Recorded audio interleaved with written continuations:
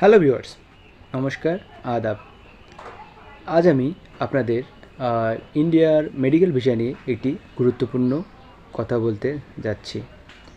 তো বন্ধুরা, Indian high commission Indian medical visa নিয়ে যেটি গুরুত্বপূর্ণ একটি বার্তা আপনার জন্য লঞ্চ করেছে আর কি, পোস্ট করেছে।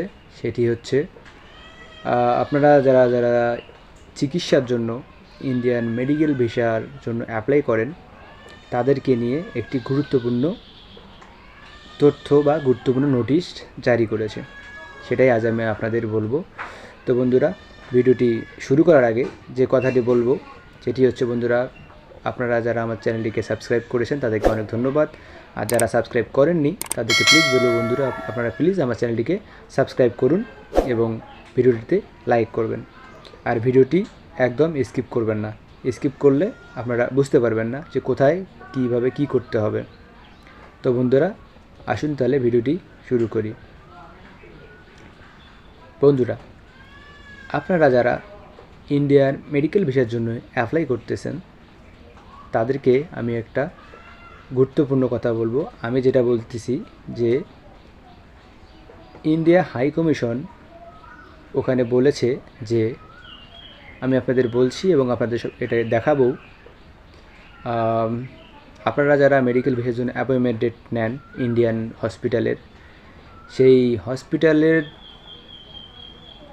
আপনারা ওইখানে চিকিৎসা করান, সমস্যা নেই, কিন্তু যদি ওই হসপিটাল চেঞ্জ করেন কখনও বা হসপিটাল পরিবর্তন করেন, তাহলে পরিবর্তন করতে গেলে ইন্ডিয়ান হাই কমিশনের পারমিশন নিতে হবে, বা ইন্ডিয়া যে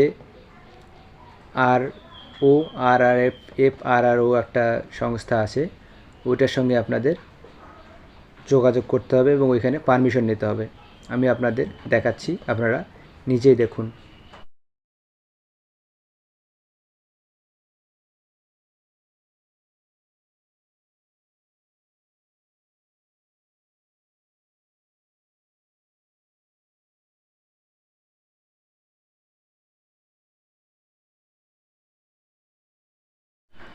তো ভিউয়ার্স, আপনারা নিজের চোখেই দেখে নিলেন যে ইন্ডিয়ান হাই কমিশন কী নোটিশ জারি করেছে। বন্ধুরা, আপনারা অবশ্যই মেডিকেল ভিসার জন্য অ্যাপ্লাই করবেন। ইন্ডিয়া আপনার যে হসপিটাল চিকিৎসা করেছেন, সেই হসপিটাল যখন পরিবর্তন করার আগে অবশ্যই আপনারা অনুমতি নিয়ে নেবেন।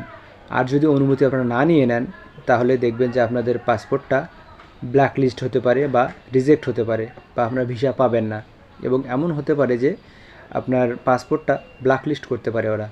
প্রায় মনে করেন 4-5 বছর বা 10 বছরের জন্য ওরা ব্ল্যাক লিস্ট করে দিলে আপনার পরবর্তীতে ঝামেলা হবে। এই জন্য বলবো যে আপনারা মেডিকেল পরিবর্তন করার আগে অবশ্যই আপনারা ইন্ডিয়ান হাই কমিশনের পারমিশন নিয়ে নেবেন এবং নোটিশে যেরকম দেওয়া আছে ঠিক সেই রকম অনুযায়ী আপনারা অ্যাপ্লাই করবেন। তো বন্ধুরা, ভিডিওটি আজ এ পর্যন্তই। আপনার যদি কোনো ধরনের কোশ্চেন থাকে বা প্রশ্ন থাকে, তাহলে আপনারা ভিডিওর কমেন্টের মাধ্যমে করবেন। ওকে বন্ধুরা, থ্যাংক ইউ সো মাচ।